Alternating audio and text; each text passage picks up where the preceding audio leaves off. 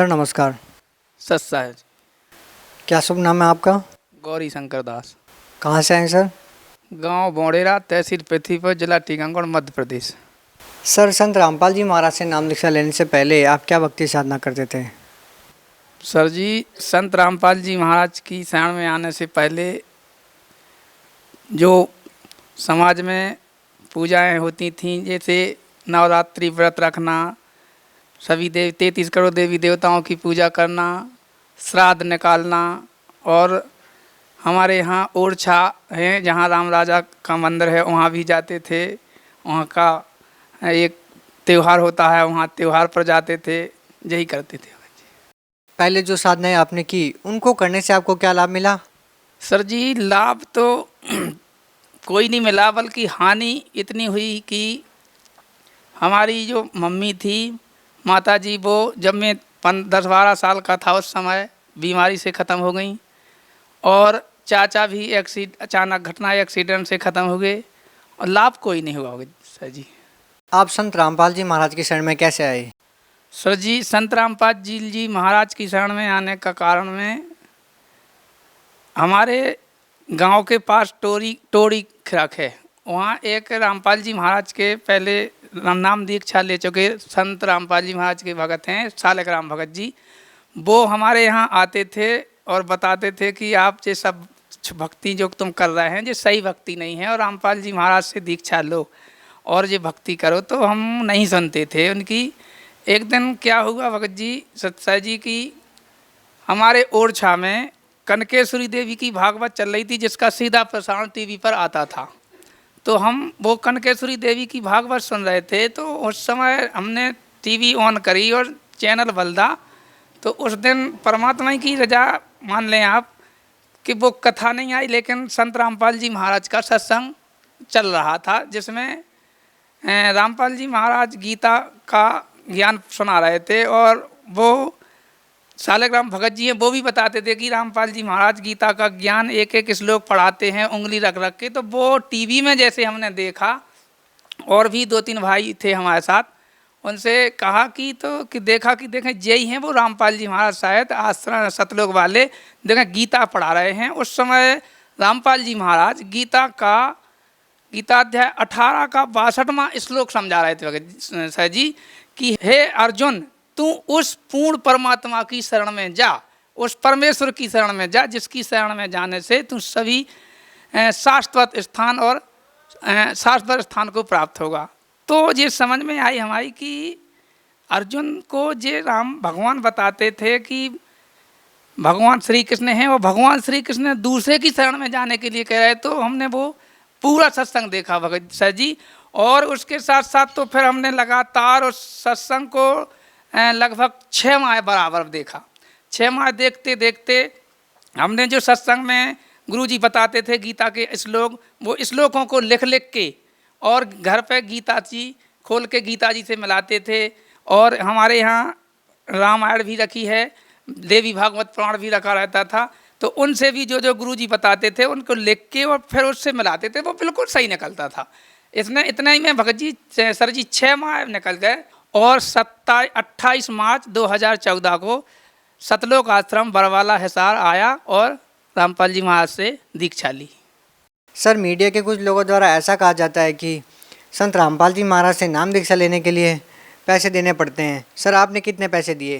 Sir जी, ये तो बिल्कुल सरासर झूठ है। वहाँ पर ऐसा कोई नहीं है, ना कोई पैसा लिया जाता है वहाँ तो। बल्कि जब हम जैसे आश्रम में पहुँचे तो वहाँ की व्यवस्था देखें भगत जी हाथों पर वहाँ लिया है, भक्तों ने चाय पिलाई है, बैठारा है, पानी पिलाया है, और नहाने के लिए जब वहाँ गए तो साबुन, तेल, कपड़ा, रजाई, हर चीज़ की बिल्कुल फ्री व्यवस्था है, जहाँ कोई एक भी पैसा नहीं लगता है। नामदान एक दीक्षा लेते समय भी 1 रुपया नहीं, बल्कि वो अपन नाम दीक्षित वाले को मंत्र कारक परमात्मा का फोटो और जो एक छोटी बुक होती है वो भी बिल्कुल फ्री में देते हैं। सर संत रामपाल जी महाराज ने जो भक्ति आपको दी है उसको करने से आपको क्या लाभ मिले? सर जी, जो संत रामपाल जी महाराज ने हमको भक्ति दी है उसके तो बहुत लाभ हैं। पहला लाभ मैं आपको बताऊं कि सबसे बड़ा लाभ तो ये हुआ कि आध्यात्मिक ज्ञान प्राप्त हुआ, जो मनुष्य का मूल उद्देश्य है कि मानव जन्म किस लिए मिला है। तो पहला लाभ है कि आध्यात्मिक ज्ञान मिला है और तत्वदर्शी संत मिलना ये बहुत बड़ी बात है। परमात्मा जी ने सत्संग के माध्यम से बताया भी है कि कई असंख्य जन्मों के बाद तत्वदर्शी संत मिलते हैं और जो एक ही होते हैं। आज पूरे विश्व में तत्वदर्शी संत एक ही हैं और इस बड़ा लाभ है कि मानव जन्म है और तत्वदर्शी संत है, क्योंकि मानव जन्म मिलना बड़ी बात नहीं है।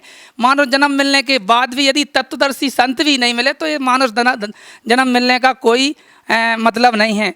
और दूसरा लाभ बताएं भगत साहब जी कि मैं अपने घर से टीकमगढ़ के लिए जा रहा था एक दिन, और अचानक मैं रात भर जगा उस रात में, और बाइक से था, बाइक से एक और मेरे साथ सवार थे गाड़ी पर। सर जी मैं टीकमगढ़ पहुंचा, वहाँ मेरी गाड़ी लगभग 70-80 की स्पीड में चल रही थी और अचानक रात के जगने के कारण अचानक मेरी आंख लग गई और मैं इतनी स्पीड में गाड़ी में गिरा कि भगत जी लगभग नीचे 8 फुट गहरी गड्ढा था। उस गड्ढा के आगे गिर के और सीधे गाड़ी तो गिरी गड्ढा में और हम फिर गड्ढा के आगे। भगत जी परमात्मा जी केवल इतेक दिखाने हमने कि ऐसा हाथ करते देखा मैंने, और परमात्मा की केवल परमात्मा की याद आई कि हे बंदी छोड़, आपने हमें बचाया है। और जो उसमें हमारे साथ में बैठे थे उनका पाँव में थोड़ा यहाँ फ्रैक्चर हुआ, वो भी बोले हैं कि भगत जी आज हम मान गए आपको कि आपके परमात्मा आज नहीं होते तो आज हम भी नहीं बच रहे थे, आपकी वजह से हम भी बच गए। सर जी दूसरा लाभ ये है कि 17 मार्च 2015 को हमारी बच्ची हमारे छत के ऊपर लगभग 15 फुट ऊंचा छत है भगत सर जी, वहाँ पर बैठी हुई थी। सुबह का टाइम था, वही 8-10 बजे का, और नीचे और भी बच्चे खेल रहे थे, वो शैतान कर रहे थे, वो पढ़ रही थी। तो वो अचानक उस बच्चों को रोकने के लिए शैतान कर रहे थे, दौड़ते समय छत के ऊपर जाली है लगभग 3 फुट ऊंची, और वो पुरानी जाली थी।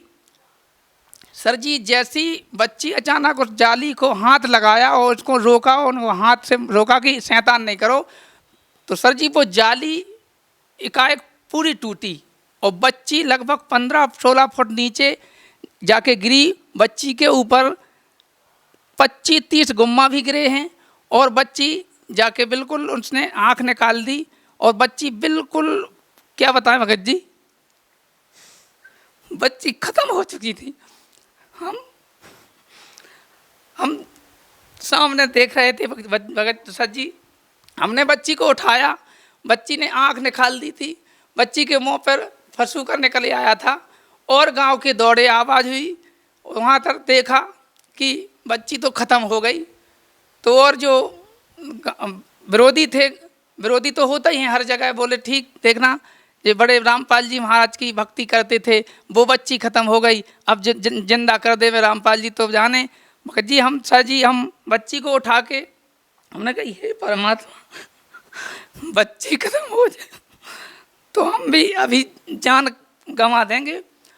भगत जी हमने बच्ची को उठा के परमात्मा के दरबार में लाके खड़ा कर दिया, लिटा दिया और मंत्र का जाप किया, क्योंकि परमात्मा ने बताया है कि विपत्ति में अपने मंत्र का जाप किया करो। हमारे परिवार में लगभग 25-30 हम लोग परिवार में हैं, सभी नामदानी हैं, सभी से हमने की जब अपने अपने मंत्र का जाप करो।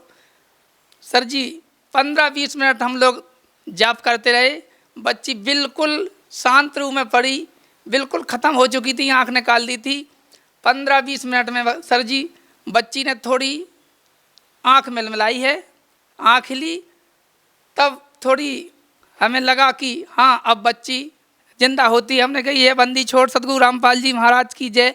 तो बच्ची थोड़े ऊपर ऐसे हाथ किया, उनने पानी के लिए इशारा किया। हमने कही क्या बच्ची का नाम है अर्चना, हमने कही हाँ अर्चना क्या है, क्या हो गया है? तो उसने ऐसे हाथ किया तो हमने अमृत जल रखा था, बंदी छोड़ सतगुरु रामपाल जी महाराज की दंडवत करके अमृत जल पिलाया और बच्ची थोड़ी बहुत जो बिल्कुल बेहोशी उसमें थी, उसमें थोड़ा होश आया। होश आने के बाद हमने गाड़ी बुलाई, गाड़ी बुलाने के बाद हम अस्पताल पृथ्वीपुर स्वास्थ्य केंद्र अस्पताल ले गए वहाँ जाके हमने उसका ट्रीटमेंट कराया। उसके 8 एक्सरा निकलवाए हमने, जहाँ जहाँ उसने बताया कि यहाँ दर्द है, यहाँ दर्द है। 8 एक्सरा निकालने के बाद भी जब डॉक्टर ने देखा तो बोले ये तो बहुत बड़ा चमत्कार है, इतनी सीरियस बच्ची और कहीं भी बच्ची को कोई खरोंच नहीं है, ये किसका करिश्मा है। हमने कही डॉक्टर साहब वो आप नहीं जब समझ सकते हैं, हम जानते हैं कि इस बच्ची को किसने बचाया है और बचाने वाला वो कौन है। मगर सर जी रामपाल जी महाराज ने हमारी बच्ची को दोबारा जन्म दिया और छोटे मोटे लाभ तो इतने हैं कि अब पूरे बताएं सर जी तो लगभग 2-4 घंटा का पूरा दिन लग जाएगा। एक और हम आपको लाभ बताएं सर जी कि हम आश्रम गुरुजी के सत्संग सुनने के लिए आ रहे थे, तो हमारे झांसी के पास में चंदपुरा गांव है, वहाँ हमारे बहनोई जी हैं। हमारे जीजा जी लगभग 25-30 साल से बीमार थे, उनका पेट दर्द होता था और झांसी, ग्वालियर, कानपुर, यहाँ नौगांव है वहाँ और टीकमगढ़ सब अस्पतालों में दिखा चुके थे, लेकिन उनके पेट में कोई राहत नहीं मिलती थी। हम अचानक उनके बस वहाँ लेट हो गई तो हमने कही चलो जीजा जी के पास जो 2 मिनट हुआएँ और उनसे भी कहें कि चलो एक काम करें आप चलो सतलोक आश्रम चलो, वहाँ रामपाल जी महाराज से दीक्षा ले लो और आप वहाँ से सही होने आप और कहीं सही नहीं हो सकते हैं। तो वहाँ जब हमने जीजा जी से कहा तो जीजा जी तैयार हो गए। जीजा जी वहाँ गए, उनको नामदान लिया। नामदान लेने से उसी दिन से आज बिल्कुल ठीक हैं। संत रामपाल जी महाराज की दया उन पर हुई और आज एक भी गोली नहीं खाते हैं, नहीं तो पहले गोली साथ में लेके चलते थे भगत जी। सर आप भगत समाज को क्या संदेश देना चाहेंगे? भगत समाज को यही संदेश देना चाहते हैं कि संत रामपाल जी महाराज पूर्ण तत्वदर्शी संत हैं और केवल एकमात्र ऐसे संत हैं जो वेद शास्त्रों से दिखा के शास्त्र अनुकूल साधना बता रहे हैं और संत रामपाल जी महाराज की शरण में आएं, अपना कल्याण कराएं और मोक्ष कराएं। सर बरवाला की घटना के बाद संत रामपाल जी महाराज अभी जेल में है, तो सर जो लोग संत रामपाल जी महाराज से जुड़ना चाहते हैं वो उनसे कैसे जुड़ सकते हैं? सर जी संत रामपाल जी महाराज से जुड़ने के लिए साधना टीवी पर जो 7:40 से 8:40 पर सत्संग आता है, उसमें नीचे एक पट्टी चलती है, उसमें 4-5 नंबर लिखे हुए हैं। उस नंबर पर कांटेक्ट करके और वो उस आश्रम में जाके नामदान स्थल पर जाके अपना नाम ले सकते हैं। सर अब जबकि संत रामपाल जी महाराज जेल में है, तो सर क्यों ना आप किसी और संत को गुरु बना लें? सर जी अन्य गुरु हैं जो वो शास्त्रों के अनुसार साधना भक्ति नहीं बताते हैं। रामपाल जी महाराज हैं जो शास्त्रों के अनुसार भक्ति बताते हैं।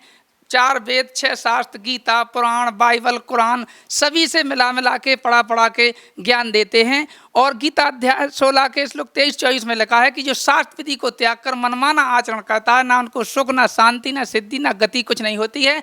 इसलिए हे अर्जुन, तू कर्तव्य अकर्तव्य के लिए क्या करना क्या नहीं, इसके लिए शास्त्र ही प्रमाण है। इसलिए सर जी जो रामपाल जी महाराज भक्ति बताते हैं वो शास्त्र अनुकूल भक्ति बताते हैं और जो अन्य गुरु हैं वो शास्त्र अनुकूल भक्ति नहीं बताते हैं, वो मनमाना आचरण बताते हैं, अपना सुना सुनाया बताते हैं। सर जैसा कि संत रामपाल जी महाराज अभी जेल में है, तो सर आज भी आपकी आस्था उनके प्रति जैसे कि तैसी बनी हुई है, सर इसका क्या कारण है? सर जी आज जब रामपाल जी महाराज अंदर हैं तो हमारी आस्था उनके प्रति और ज़्यादा है, क्योंकि जब वो बरवाला कांड हुआ उस समय हम भी उसी बरकांड में थे और 5 नवंबर से 19 नवंबर तक हम वहीं रहे हैं, आश्रम में भी रहे। और हम लोग जितने भगत थे सभी भगत शांतिपूर्ण तरीक़ा से हमारे गुरुजी के ऊपर जो भ्रष्ट जजों द्वारा अत्याचार किया जा रहा था उनके बारे में हरियाणा सरकार से, केंद्र सरकार से शांतिपूर्वक बैठ के सीबीआई जांच की मांग कर रहे थे कि अरे हमारे गुरुजी कोई गलत हैं या हमारे गुरुजी ने कोई गलत किया है तो सीबीआई जांच करो, सीबीआई जांच करो। उन यदि गुरुजी दोषी हैं तो हम भी 70 लाख लगभग जो हमारे गुरु भाई हैं, रामपाल जी महाराज के चेला हैं, हम भी उनके साथ सजा भुगतने के लिए तैयार हैं। सर बहुत बहुत धन्यवाद आपका। सत साहेब।